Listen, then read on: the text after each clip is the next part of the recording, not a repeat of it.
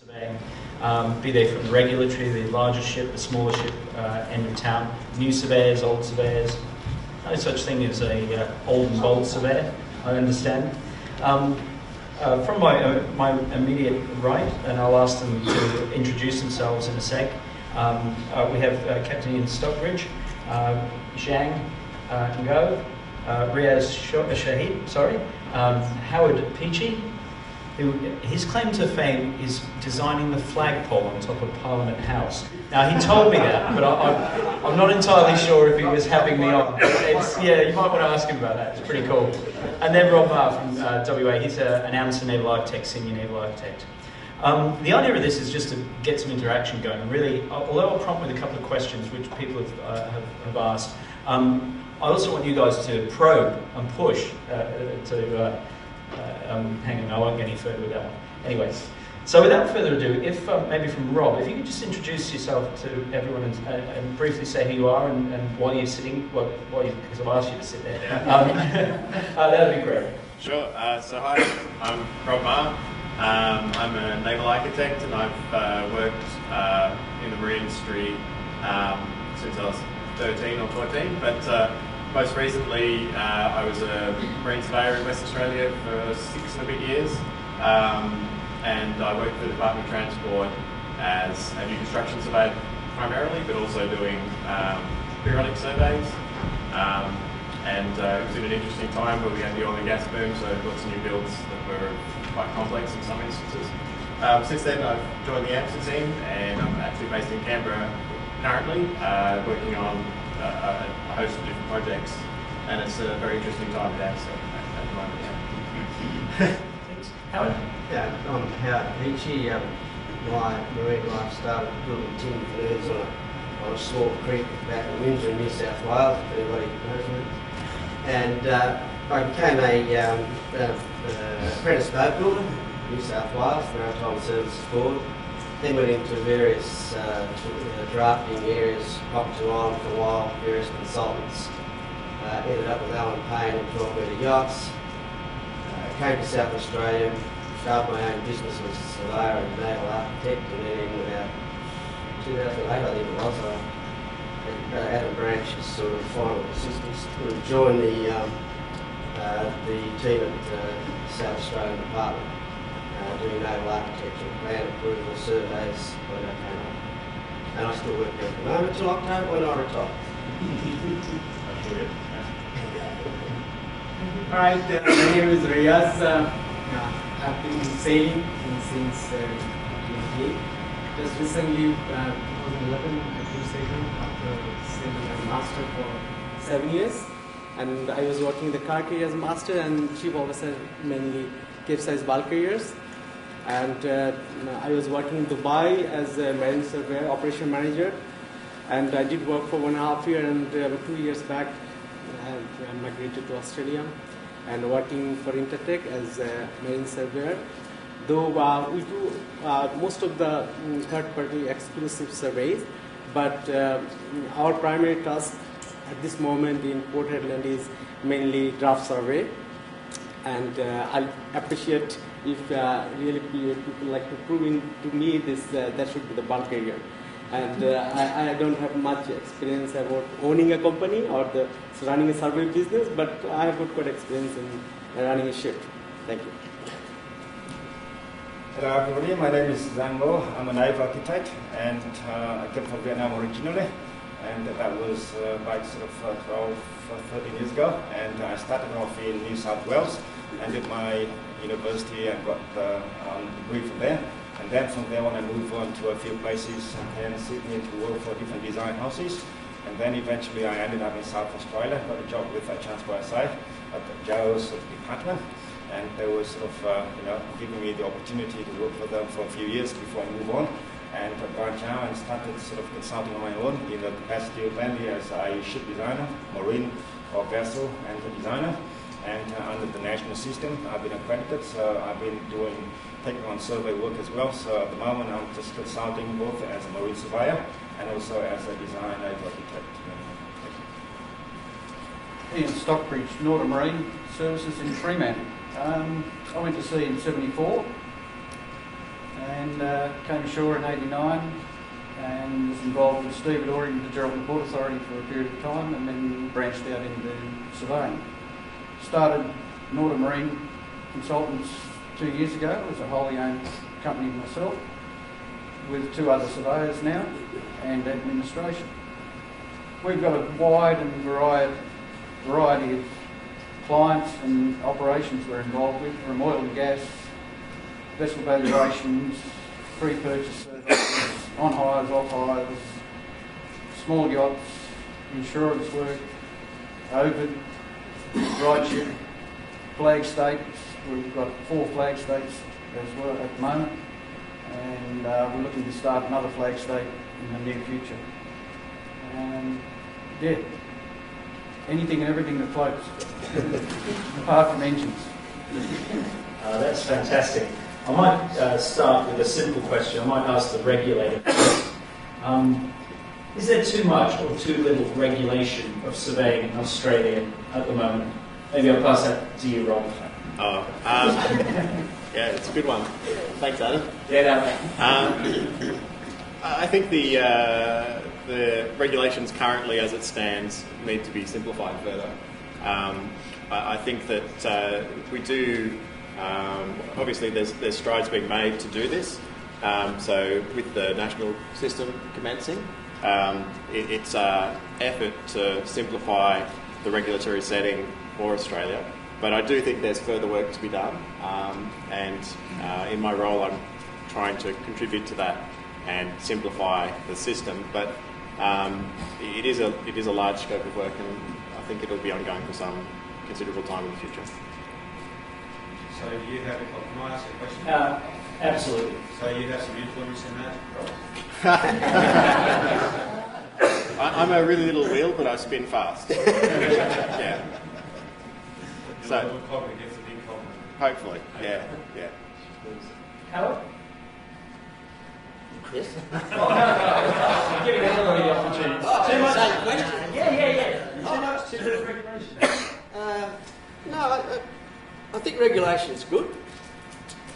I think sometimes the regulations sort of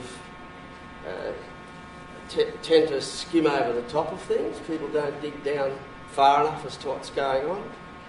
I think the regulations can be modified. I think, as God might say, we sort of have to look around and say, well, we're not going right in this direction. We need to go a little bit further some other way. I know from my point of view, over the years, I mean, I don't have paperwork to say I can look at rigging, but I've done enough work over the years to say, well, perhaps I can do it. I might get accreditation for that. But, yeah, I think regulation's good. I don't think it's too much. Fantastic. I think the regulations stem from international rather than local. One point, in fact, is MLC 2006, which took a long time to come into force. And then it was only enforced by 30-odd countries, and UK and Britain and USA weren't part of the initial changeover. Also now we're looking at the Nairobi Wreck Convention, which has been brought out of the dark ages to compensate for the Costa Concordia disaster. So international rules are dictating what we deal with.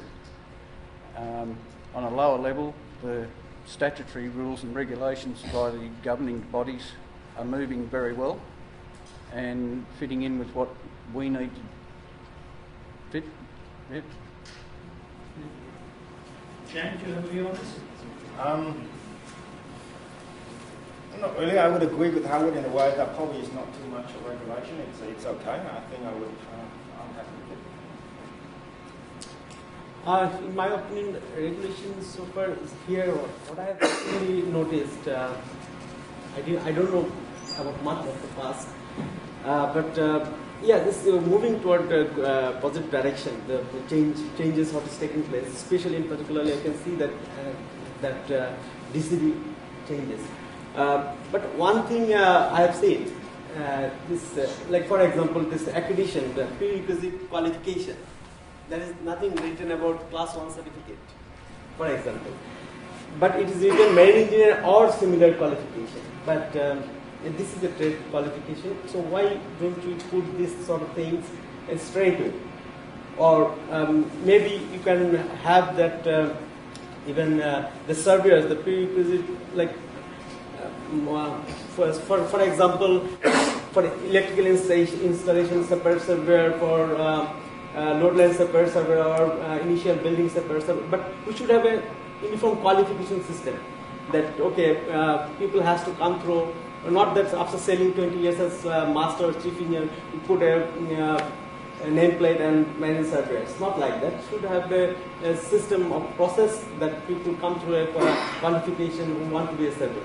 Sort of things. So when the regulation is implemented before that, looks like not enough work has been carried out.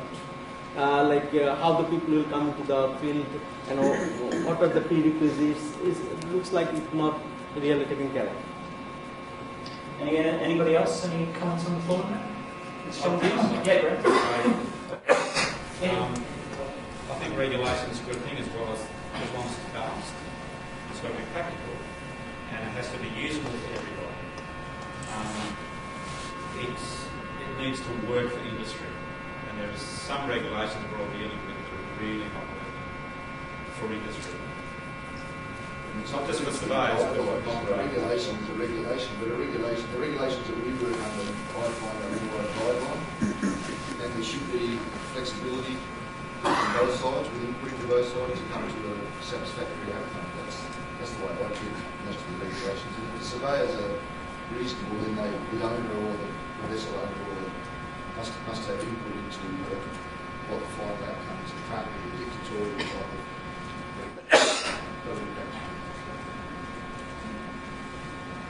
I'll move on to a second area of questioning people have suggested. What, in the panel's view, is the biggest challenge that you face in running a surveying business or surveying businesses face in Australia at the moment? What's the biggest business Cash flow. challenge? Cash flow and oil majors.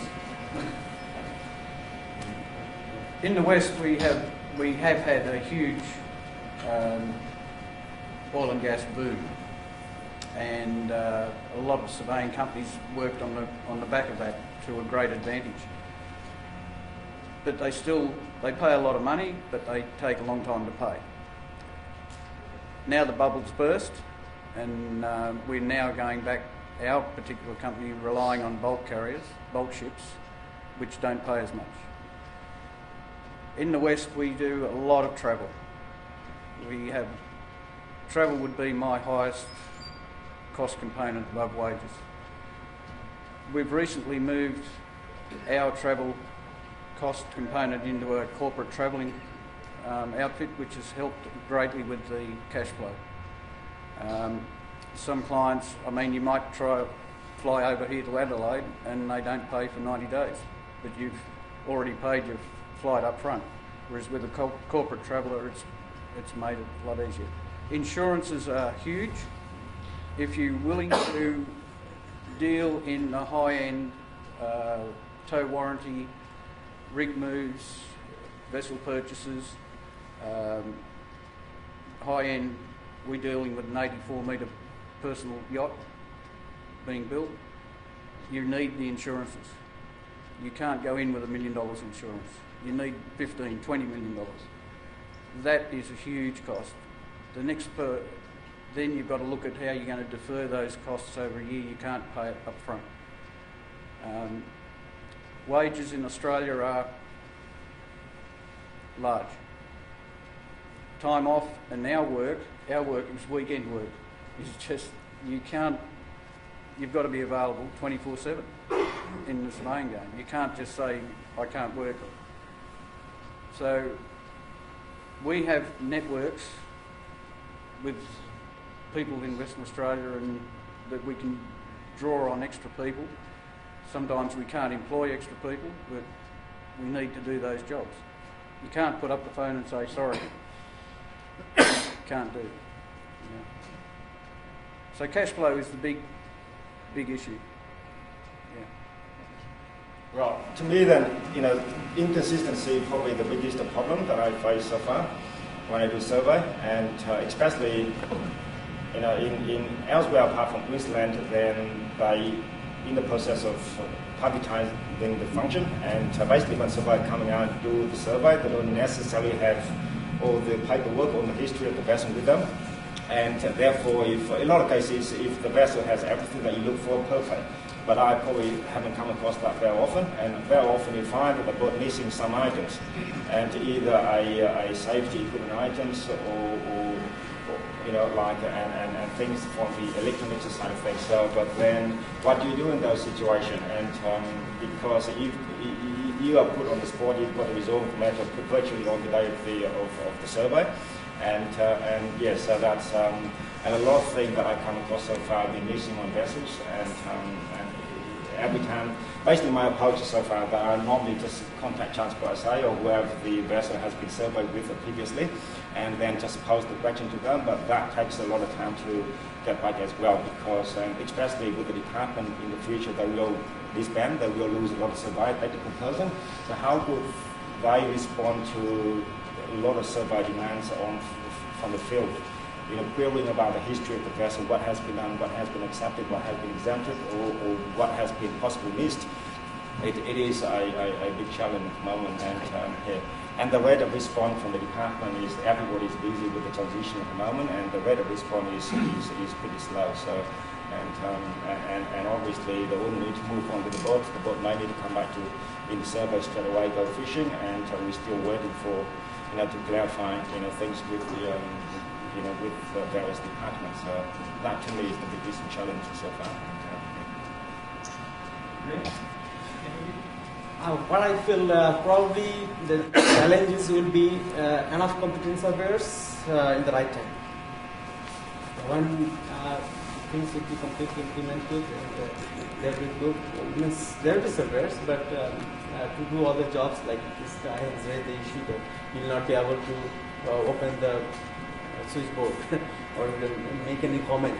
So this sort of a lot of other issues will be coming up, and I can understand this problem unless it's taken. Just going back to my years when I had my own business, I found that you really had to understand the client to be in business.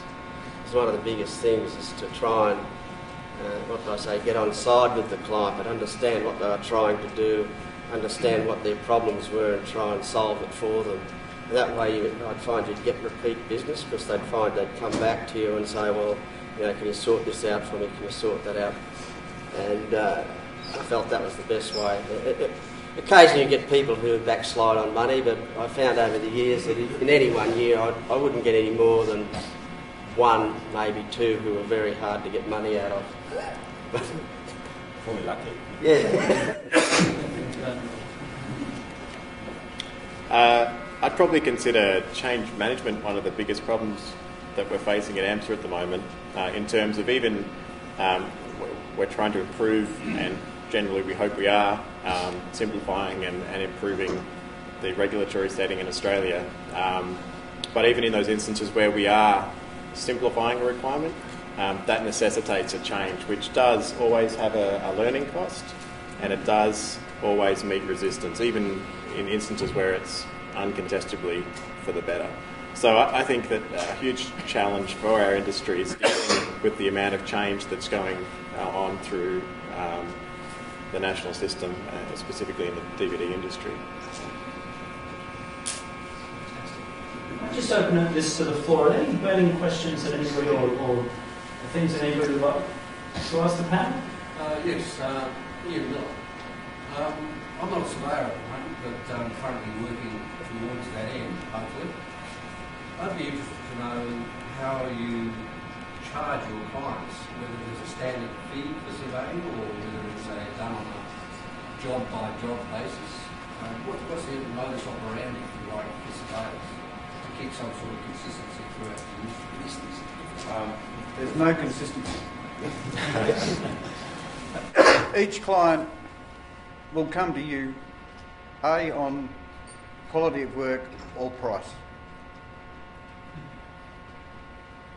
If someone undercuts another surveyor, they'll get the work. If you can do the work to the quality required by the client, you'll keep the work. It's up to you then to negotiate higher rates. It's up to you then to negotiate a signed contract with set prices, and that's with a date, then you can negotiate. Some of the biggest companies we deal with won't sign contracts because they know they've got the option of getting out. If you stuff up, they can go somewhere else. Also, if you start putting your prices up incrementally and don't deliver what they want, they can get out as well. It's a cutthroat business. What IIMS are presently doing is nothing was written down on that sheet about pricing. They have a charge for the commercial licence and the survey certificates that they issue to the owner. There's nothing in those documents regarding how much we as independent surveyors charge the owner. It's open. What sort of surveyor do you want to be? Commercial or commercial surveyor? Brown. Yeah, just to add on to your sort of question there is that I think in terms of what do you charge, you're going to ask yourself what are you worth, because there are some people out there in the industry who are quite prepared to exploit themselves, and as Ian mentioned, in terms of undercutting, say, well, I'll drop down $50 or whatever the fee is initially just to get the work. But you'll find over time that person will be so inundated with work that the actual level of service and the quality of the work that that person is producing starts to become less and less. He ends up losing the work. But what that person has actually done has killed the market by some undercutting. So it's best to sort of say to yourself, what do you think you're worth? And if you're happy with that figure, and you are generally happy with that figure, well, stick to it. So what if the guy down the road is going for $30 per hour less or $50 less job? Who cares? You know, because I worked it out a couple of months back that clients wanted me to sort of keep dropping the prices, and I worked it out and I said, you know, if I do exactly the same work that I have been doing for you over the last couple of sort of appointments at your new revised fee that you want to sort of charge me, I'm better off working at putting 100 jacks as a casual, you know, and doing this sort of work. And you're running a multi-million-dollar operation. So, you know, sort of, yeah. I do have something to say on this. This subject comes up every AGM. Gentlemen like myself that don't know what everyone in the room is charging per hour. I charge on an hour rate. I won't tell you what it is. Every job is an estimate only because it might go 3-4 hours instead of 2. I don't do a firm plate because you can get left out of money. I do an estimate. If the job takes 4 hours, they get charged for 4. If it takes 5, they get charged for 5. The terms and conditions of the contract that they sign mentions all of that. What I did after surveying initially after the first 2 years, I had my accountant make some discreet phone calls to other surveyors in the area to get an idea of what it would cost to have particular surveys done. And I wasn't the cheapest, I wasn't the most expensive, I was somewhere in the middle, so I was right. What you don't want to do for people in the room is go out and charge yourself at a $50 amount. You need to know roughly what the hourly rate is. So you need to get somebody, you can make a call as a prospective client of theirs. Everyone in the room does need to understand that if you start undercutting people in the industry, you don't fit the industry. We all have to make a living out of this, a fair living, and we do need to have a ballpark. The low end or high end, get yourself somewhere in there. Like the gentleman says, it comes down to what you work. There are some people that can charge a lot more, people that are experts. Roughly every 10% discount that you're giving your client, you've gone back 3 years, roughly. So a 30% discount might sound great, but you just run back 9 years. Well, also, we've also been told that it's imperative that we maintain our currency and we do professional development and we add to our qualifications. So does that mean that every time we add a new qualification and feel more expert, that we are actually able to then raise our rate in accordance with that, or do we still have to maintain a level playing field? Depends on the level of business. I have surveying rates and I have naval architecture rates. Global wants me to survey both, I'm going to pay for naval architecture. Naval architects go at $10 an hour, by the way. So if you've got something like accreditation for something that's not needed for that survey, the boat doesn't want to pay you for it. But it'll open you to another field and someone might say, oh yeah, I need to do that. But if you go into a specialised area such as an OVID course, which takes you 5 days and a lot of work to get into it, and that you can charge a reasonable rate that's pretty similar right across the 90 oil majors that are part of OVID. As we're talking about CIMID, that's another specialised area. If you've done the training and you've got the accreditation, then you can charge that sort of level. And the people that are asking for those sort of surveys are expecting those charges anyway. This is a circular thing. It's going absolutely nowhere. Let's get real. What's going to happen? The bottom line is here. You will get paid what your client is prepared to front. So it's the same as what's the house down the road worth. It's worth what someone's prepared to pay. Now they might be prepared to pay you, your area of expertise, $150 an hour. They might choose to pay the gentleman in the far left corner $25 an hour. Why the difference? It's your experience, it's your background, it's your knowledge, it's what you produce and you deliver to the client. So the question that was put by the gentleman up here who's still in training to become a surveyor, I think is perhaps a little bit spurious in this case because he can't equate his experience and value against someone like yourself or some of the other people here in the room. Shane, would you have a view on this?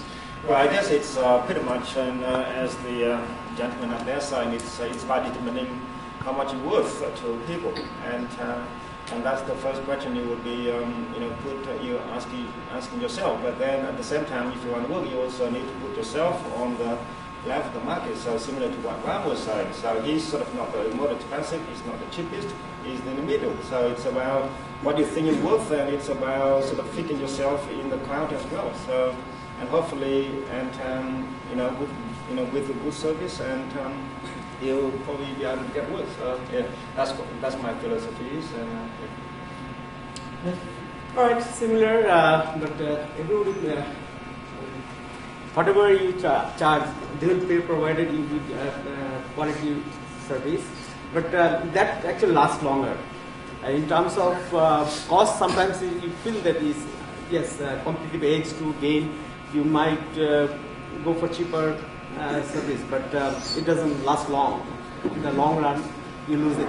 So better to, in my opinion, because when I was operation manager, I saw that yes, there is a pressure to about the price to cut it down. Everybody is whatever you say, they try to pull it down. But it's better. I think consistency of the price should be there in that company. It's not that okay with the change of client I change the price.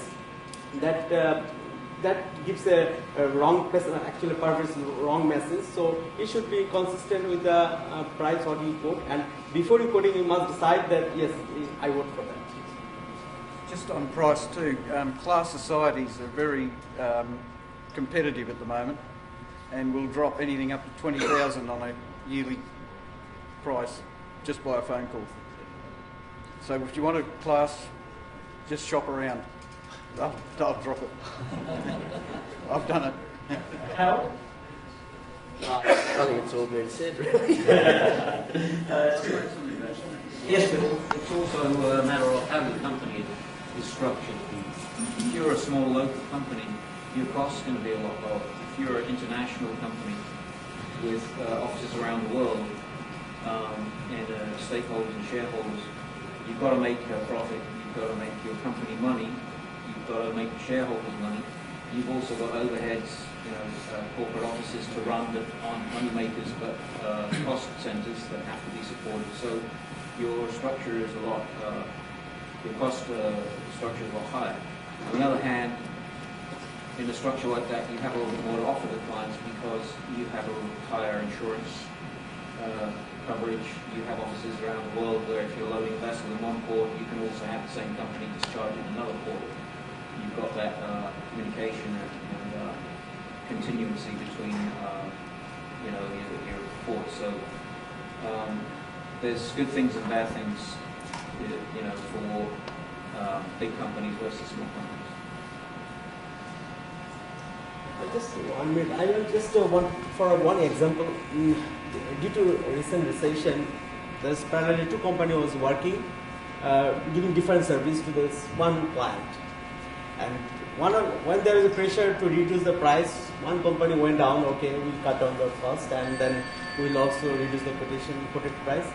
But the other company was giving another service. They said that no, nothing doing. We are not going to reduce the cost because we are not going to reduce the quality of service. Finally, the guy who reduced the cost, he got the job also. The other service was a service provider who kept it as it is. He also got the job. So it's very delicate. It's like you have to decide, because it also depends what is your mental strength, whether you can stand in this competitive age. This is what I have seen. I'm trying to pick up something. Something Ian said earlier. A couple of things he said earlier which I thought were interesting, but I had a conversation very recently with a UK surveyor in his 60s, and he had a team of 6 or 7 young lads who he brought through the ranks, trained them, paying them a reasonable wage, and he was constantly faced with these kids saying, I'm not working Saturdays, I'm not working Sundays. He's in Southampton docks, they're on big container cargo ships. These are coming in at 3 o'clock in the morning or whatever. They get a phone call saying, can you get down the port? And the lads are saying, not doing it. So, I suppose the question is, it won't be any different in Australia, I suppose. It's a culture, I think, that youngsters have. So my question to the panel is, what responsibility or duty do we have to bring on the next range of, or the next bunch of young surveyors? And how do we do that? And how do we instill that kind of work ethic in them?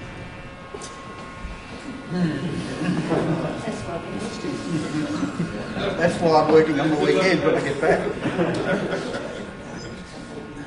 I think the 24/7 seagoing awareness of a group of people of this age and similar was instilled upon us back when we went to sea.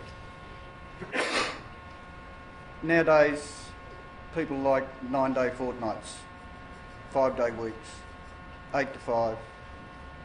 I'm reasonably lucky in the work we do, we need daylight.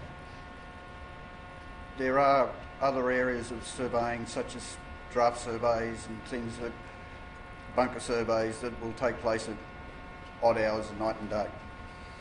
But a day's got 7 weeks in it, and ships go 7 days a week. So you've got to adapt to that. I have a problem with days off, days in lieu, holidays, trying to manage the company with a small thing. Luckily I have people that are from that ilk and we will work 24/7. But the new people, I shake my head. There's no new cadets coming through. Not enough seafarers for the ships being built now. The quality of seafarer is diminishing. The advent of MLC 2006, the PLC inspections through the flags that we're dealing with, we're finding these are coming up. AMSA are picking up on hours of work and rest, hours of work and rest. They are just not being adhered to. You can look at the logbook, and the logbook says they were taking bunkers and the chief engineer was asleep in his hours of work and rest. I mean, how do you get away with it these days? You can't. You know? I think Mike's question is very interesting, and your response is very good as well. It might be interesting to look at some of this again tomorrow when we talk about health, we talk about human element, we talk about fatigue. You're not lost at all, and you're out in the middle of the night doing a job in poor lighting conditions with people who are probably more fatigued than you. Perhaps we have to question whether or not we should be delivering those services at those highs. Sometimes the answer is going to be yes. Other times the answer perhaps will be that poor management somewhere down the line didn't get that person to the ship at a better time. Ships that are only in for a couple of hours, yes, granted we need to look at those, but maybe they're not so clever with ensuring that people are appropriately rested, prepared, and met with the same considerations on the ship in the network. Yes, and fair enough, and there's examples of that we can bring forward tomorrow. I mean, I was on board a vessel in Singapore where the captain was just anchored, early hours in the morning, ready to go back to bed. Next thing, another ship came and ran into him. Bang. 36 hours of questioning and arguments and logbooks filled by the authorities and the master, and he said he was absolutely buggered. But for that period of time, he had to be there. He had to answer the questions, the rules, the regulations, everything. Then he had a 10-day voyage to catch up. But that logbook for that period of time was yeah. So that they do happen. There is hours of rest eventually, so it's management of the whole thing. I think we need to do a lot more with raising the expectations of what we're doing. And ship cleaning. Just to add on to Mark's question, I suppose, and even in response to yourself, is that I think it also depends too that the type of sort of the survey company that you actually are either working for or actually are operating. I mean, we talked about some of the bigger companies like the SGSs and Intertex. They have a big management system. They have sort of a crew roster system or something. Sort of a guard coming on, guard going off.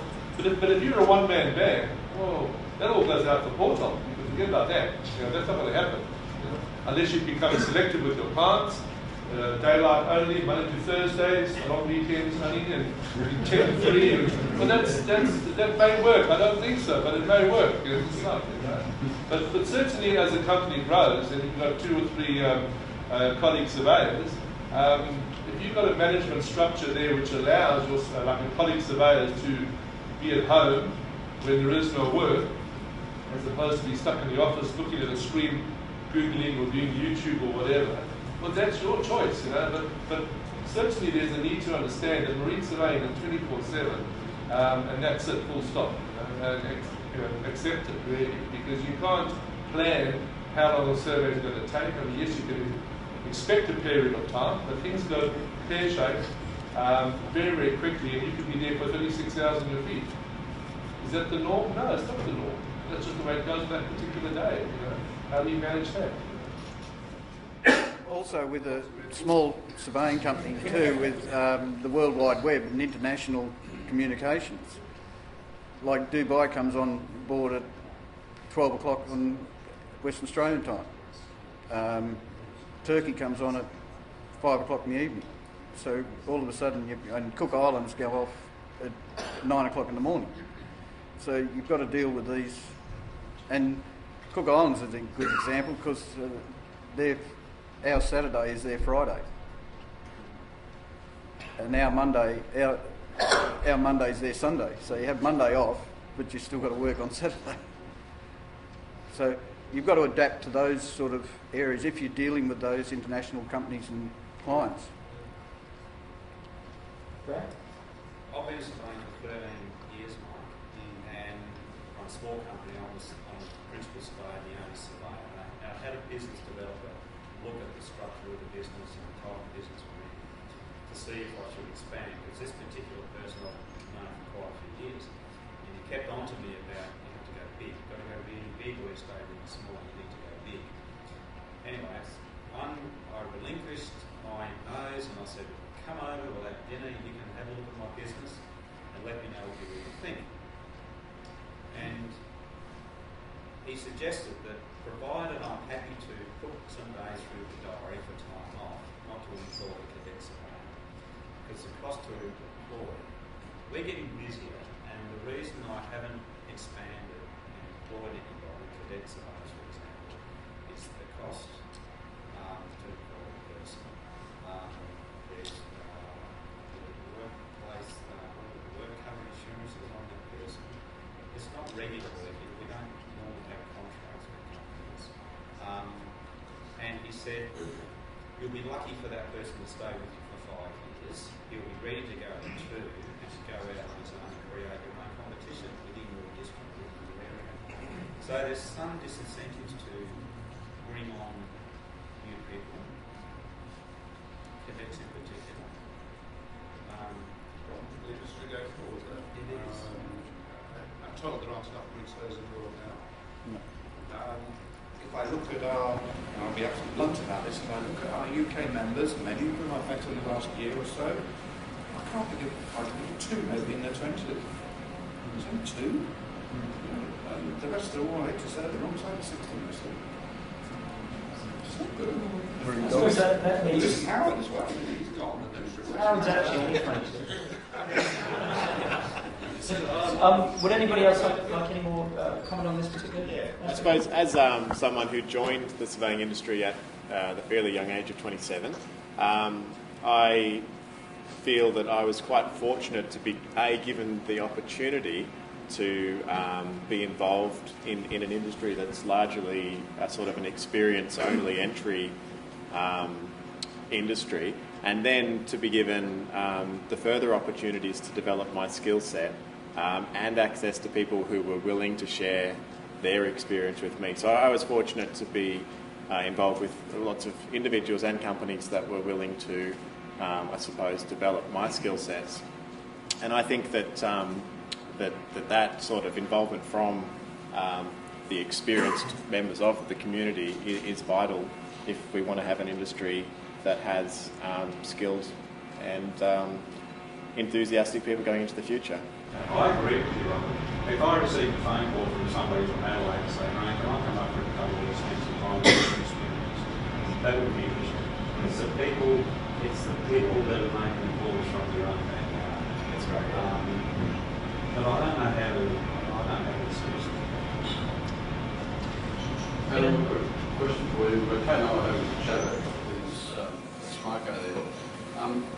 It would be interesting to know what the breakup is of those people amongst us here today, who, if we can simplify the, shall we say, in the under 500 tonne market and the over 500 tonne market, because when you walk through that point, generally speaking, there's quite a large division in, shall we say, general interests.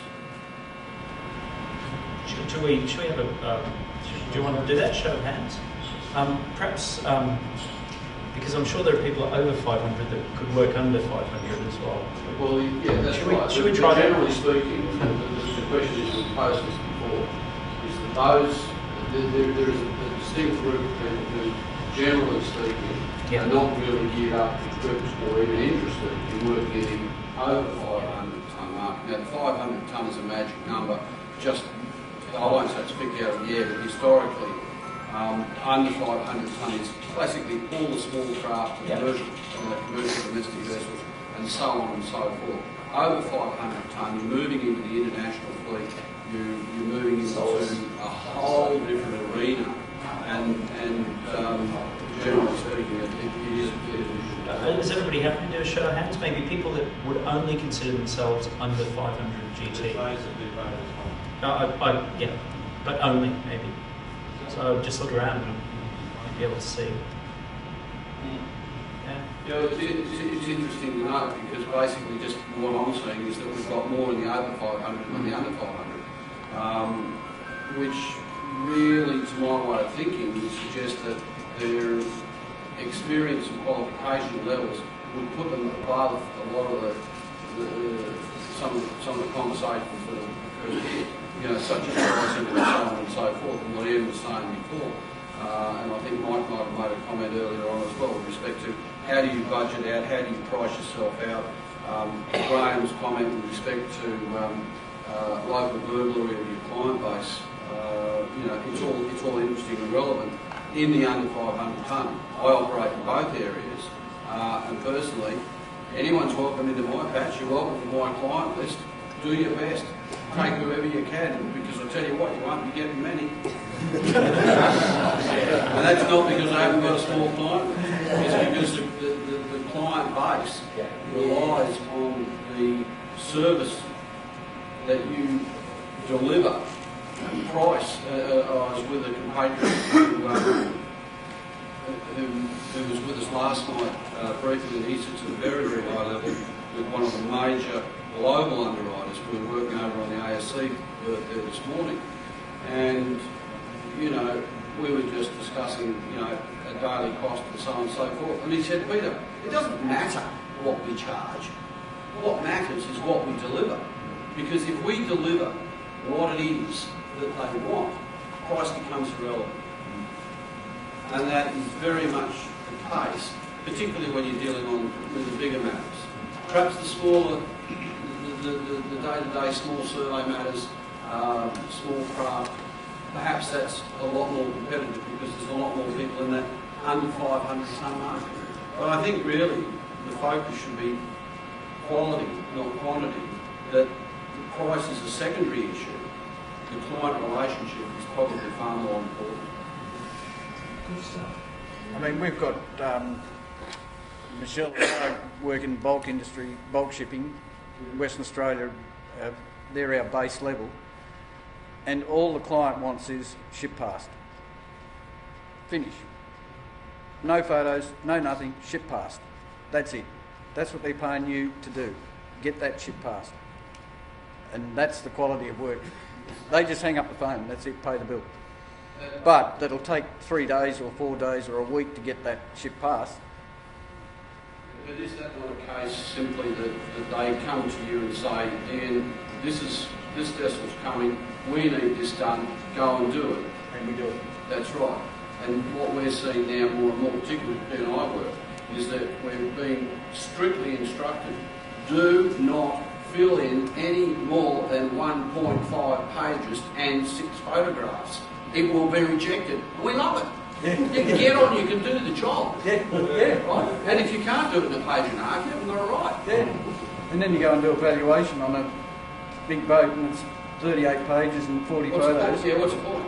Yeah, and again, they say, yeah, we'll pay. You know, what the insurance companies were finding out with the small boats, especially the Club Marines and Nautilus and those, they were getting surveys done by shipwrights on scraps of paper. So they rejected those and started a new system over there. Now you've got a set checklists, similar. So everyone's doing the same, it's just how much you charge them. And whether you can do it at the time. Small boats are the biggest pain in the bum for me, but they're worthwhile. We generally speaking, we don't even worry about them anymore. The biggest problem with those is they'll book a lift 6 weeks in advance and that'll happen. Hell or high water, that boat will come out of the water at 6 o'clock on Tuesday the 14th of June. That's it. You get a bulk ship, it's held up, it can't get in, there's 2 days. That's a matter of choice, is it not? Oh, that's, if that doesn't work for you, it's the same as just working with 24-hour shifts and working 3 in the morning. If you don't like it, don't do it, because somebody else will, and that's what our life is. End of story. I might move on to, if I may, the final prepared conversation question, if that's all right. I've heard the clank of tea and still a beer down the corner, and obviously there's the AGM to come. And this came about as a bit of a conversation that was going outside. And it's, for the panel, if you're doing a survey or on a vessel, it doesn't matter what it is, and you saw something that was outside of the scope of your remit, as it were, for whatever you were doing, how would you see your responsibilities in that case? I'll give you an example. Maybe you see a galley and it's utterly unhygienic, there's grease up in the extractor or something along those lines. Is it your role to do anything about it or to say anything about it as a surveyor? Are you a surveyor or are you a seaman? Just you're doing a surveyor. If you're a surveyor and a seaman, you will adopt the seaman's role. Captain, you have a problem. Whether I write it down, whether I take a photograph of it, I am there to help and assist my fellow seafarers. Now the fellow seafarers are going, and we're finding more of these problems. If the client says do this and gives you a scope of work, you can make a call. Whether it goes in the report and whether there's a photo of it, or whether it takes 10 minutes to fix, that's immaterial. If the client says do this, do it. But on a bigger ship, you have the seafaring. It's still in my blood. The sea's there. I'm not that sea, but the sea's there. And you try to help your fellow seafarers. Yeah. Well, I think it's pretty much come down to ethical principle, and obviously all of us sitting here, most of us probably done the professional ethics. So it comes down to the duty of care, somebody would say. And if you see something not right, and even though it's not within the scope of work of the day, then obviously myself, by all means, I always sort of bring it to the attention of the owner and discuss probably a way to resolve that or make it better or whatever. But I guess at the end of the day, it's up to the owner to fix those issues. And all you can do is to sort of bring it up to them and help them as much as you can. And and then it's up to them to take it further. So that's so far been my approach. In my opinion, it's very complicated. Very complicated in the sense that it depends on what is my role actually. Am I working as the independent surveyor or am I working as the statutory surveyor? So it has quite a significant influence in the sense that if I am going to a ship for a draft survey and my client is always has good positive attitude towards safety or say ISM code, safety management system, if they really consider that safety is their big issue, then you raise this issue and you get praised. But if the client is not interested, rather this type of action might outrage the client. I have got both type of experience. Of course, it is partly also cultural issue. For example, when I was working in Dubai, I could not raise my issue, this type of issue. I could not talk to my client or talk to my employer. But in Australia, I did twice, and it was praised. So it depends, like where you're working, what type of people you're working with. So as he said, yes. Now the question is ethical issues, but as a third-party surveyor, do I have that type of restriction on us? I don't think so. But yes, okay, sometimes it's better to inform the master informally that is get this thing corrected, because I'm not here to do that job. Because that is AMSA will do, or the case inspector will do, or the class surveyor will do. But as a third-party appointed surveyor, it's better, and I do it. But for my case, it happened that the client was they were happy that we report like this and it goes in the right shape. So I raised twice the issue and it was closed through proper channel and proper report. Yeah, only from a small vessel point of view, even if things aren't within my realm of expertise, I mention them anyway. I just include absolutely everything, and I'll put at the end of the report things like perhaps you should get a qualified marine electrician to look at the systems, or perhaps you should do this, perhaps you should do that, and leave it up to them. But at least you covered yourself, because there's too many people end up in a court of law, and you're a professional person, and the judge will look at you and say, Mr. Peachy, you're a professional, you should have noticed that the top of that mast was not quite right or something, and I'm saying, well, I wasn't employed to go off the mast. It doesn't matter, So I think you've got to be wary of all these things. I've had a couple of friends caught out of that, and that's what I just mention everything I possibly can. Similarly, in my experience doing new construction projects, with deficiencies or defects outside the remit of the statutory survey, I generally do pass on that information in the most tactful manner I can find to the right person. And I think those are the two tricky things to work out. What's the tactful way to pass on the information that won't upset the different parties involved when you're looking at owners, reps, builders, statutory authorities and all those different parties involved. But also, I think if you do it correctly, you can add value to the service you're providing. So, I mean, an example I would think of is I did a series of steel boats, and obviously in the statutory survey we don't have any involvement with paint surveys. But you know, if I was doing a compartment inspection and they were painting the next day and I noticed they hadn't descaled a section, I would certainly feel like I had an obligation to pass that on.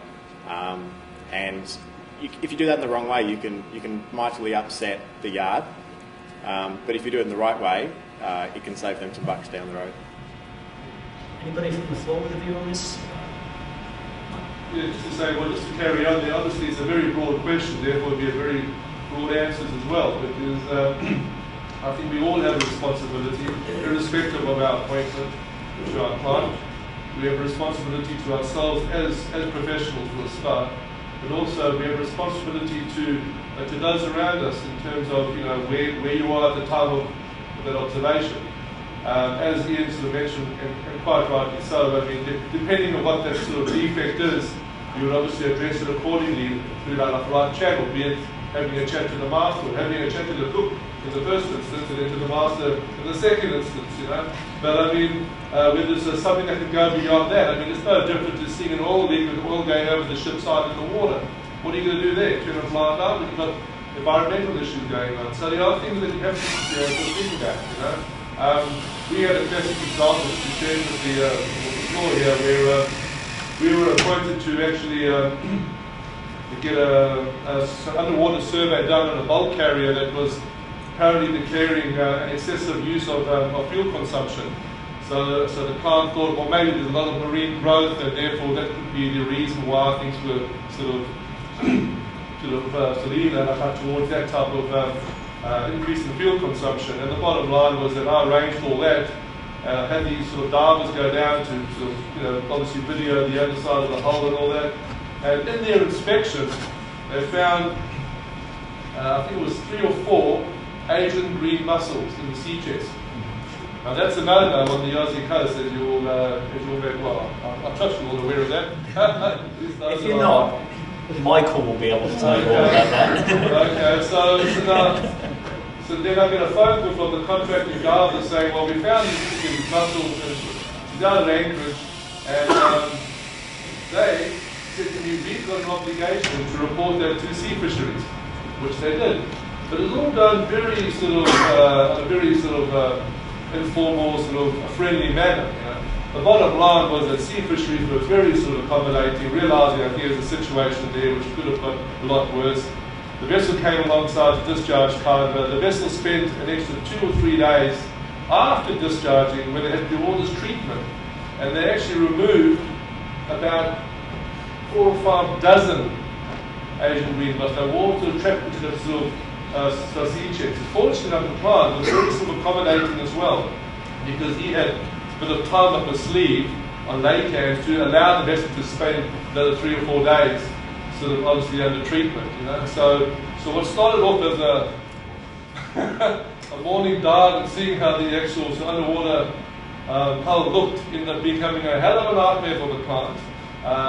Fisheries were so sort of chuffed about the whole thing because we were, you know, very sort of proactive in the actual sort of findings, and everybody went their merry way. It was all sort of great at the end of the day, you know. But so you do have an obligation, I believe. So yeah.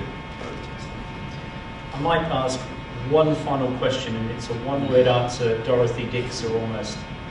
notwithstanding the grey hairs and the worries and the troubles and the non-paying clients and the horses fighting and everything else like this, are you glad, Panel, that you became marine surveyors?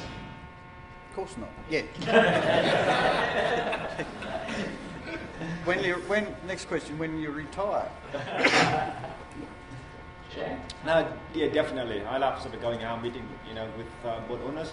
Even though a lot of cases it's pretty hard to deal with them, and especially, a lot of them like somebody with a little boat and seeks to. If you've got a bigger boat or you've got a fleet of boat, then normally you know the rules pretty well, and it's pretty easy to convey the requirement across. But then if you've got a fisherman with a non-survey vessel or a restricted class vessel, all they're interested is get the boat out to sea, and it's pretty hard to sometimes to try to sort of bring the message across. And but it's kind of a challenge in a way, and I love that challenge to be able to talk to them and to get a sort of mutual understanding at the end of the day. So yes, I do love what I do. Yes. It's an ambivalent feeling, so I really don't like to comment at this moment because I'm just only 4 years in this business, but because I had a good, gorgeous sailing career, so still I need to forget that before liking this one. Yeah, fair enough. Howard? Yes, after 56 years I'm still doing it, so I guess I'm not. Rob? Absolutely, yeah. I think it's a great industry to be involved in. Good stuff.